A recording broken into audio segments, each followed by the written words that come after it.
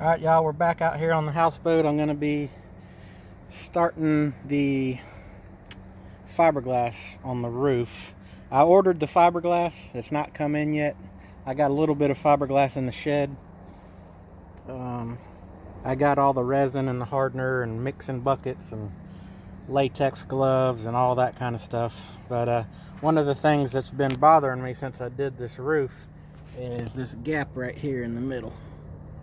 It's tight on the end over there, tight on the end over here, but I got a 1-inch gap in the middle, and I didn't want to just shove that full of peanut butter and fiberglass over it. So what I'm going to do is I'm going to put I went to Lowe's and I got a 2 by 10 by 8 foot long, which is bigger than it needs to be, but I'm going to scab that on right here, and I'm going to do the curvature, that gap. I'm going to lay that 2 by 10 by 8 up here from left to right, and then I'm going to use a scribe and scribe that low point onto the 2 by 10, and then cut it out. And then whenever I put the 2 by 10 up here, it'll be contoured to this dip. The correct way to do that would probably be for me to get inside the houseboat, tear the ceiling out, put some kind of support brace up underneath that would bring this roof up tight against this. But it's $1,000 houseboat. It's got beautiful woodwork on the inside. I don't want to tear it out, and I got the dang thing for $1,000. So I'm not tearing all that roof out to do that. I'm just going to make do. But alright, that's what I'm going to get into now. Alright, y'all, I got the 2 by 10 cut to length from left to right,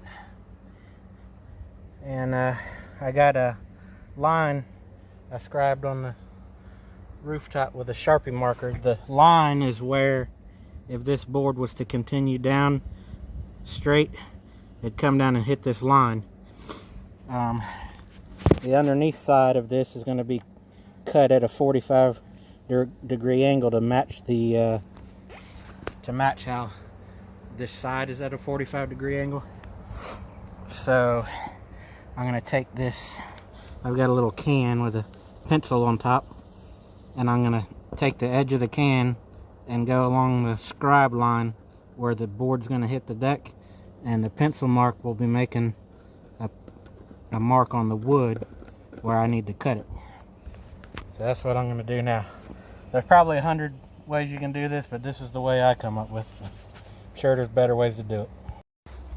Alright, just got done cutting this thing at a 45-degree angle with the skill saw. And look at this piece that I cut off. Look how how far it dips down in the middle compared to the edge.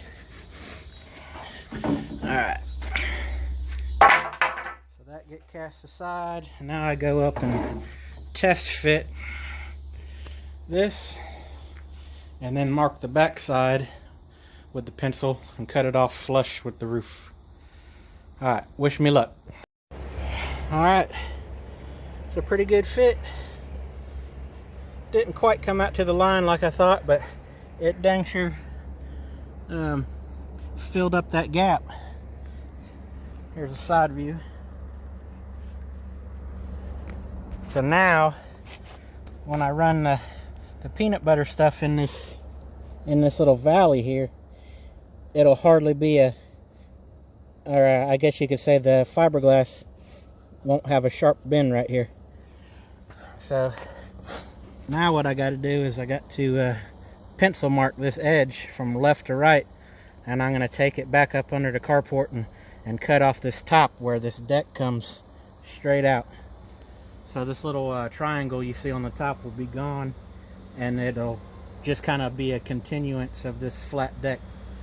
And then I could do all the body work on this flat deck, fill the knot holes, fill the screw holes, smooth this deck out, and then start laying fiberglass when the fiberglass comes in.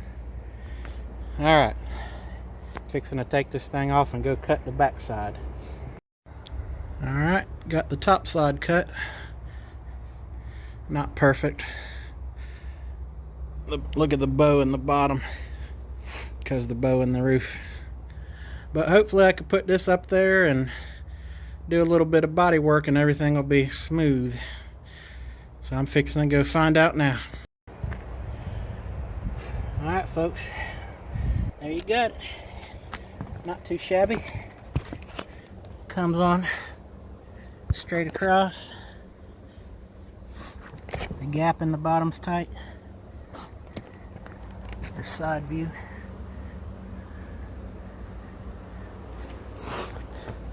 I'm happy with it. Alright, now I gotta go and take a break. Sorry for all the sniffing and heavy breathing. I'm just getting over Corona. I've been home for a damn month from work. And this my last week off. I'll probably be going back to work next week, but I can't do anything without getting winded.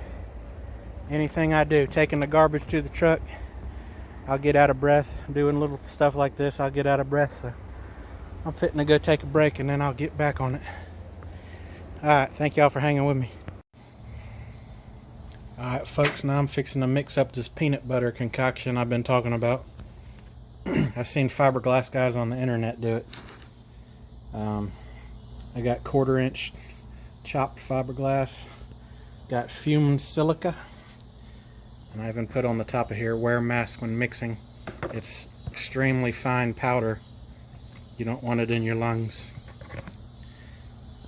Got my drill mixer. This is the hardener, the MEK. I'm going to mix all this up but the hardener. I'm going to carry the hardener up on the roof of the houseboat with me. And I got a little bit of sanding to do and a little bit of prep work, but when it's time, I'm going to add the hardener to the mixture over here and then start gooping it on, kind of like caulking right there in the crevice. And might be enough, I don't know. I might have to come down and mix more, who knows. But if I got extra after I do the front leading edge, I'll get up on the roof and start spreading it in the little knot holes and stuff in the wood. So we'll see how it goes.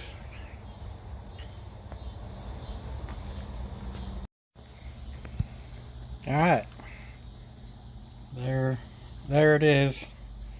My rendition of it anyway, minus the hardener. I started with 16 ounces of resin, and I don't got any scooper, so I just kind of use this old can I found in the shed. And I did 1 can of chopped fibers, then I did 1 can of fumed silica, mixed it all up, and I didn't really like the consistency, so I used another can of fumed silica, and it seems like it's got that peanut butter texture.